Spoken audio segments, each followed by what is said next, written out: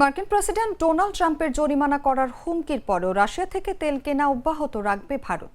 শনিবার নাম প্রকাশে অনিচ্ছুক ভারত সরকারের দুটি সূত্র রয়টার্সকে এই তথ্য জানিয়েছে।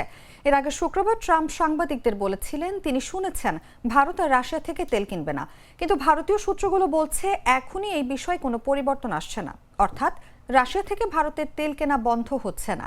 একটি সূত্র বলছে এগুলো দীর্ঘমেয়াদী তেল চুক্তি, এগুলো এমন কিছু না যে চাইলেই তা রাতারাতি বন্ধ করে দেওয়া যাবে।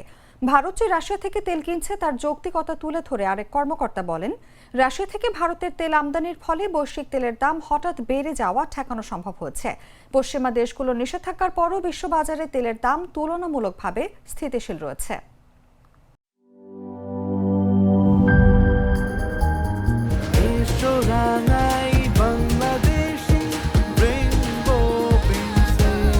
রেইনবো পেইন্টস, ছড়াও জীবনের রং।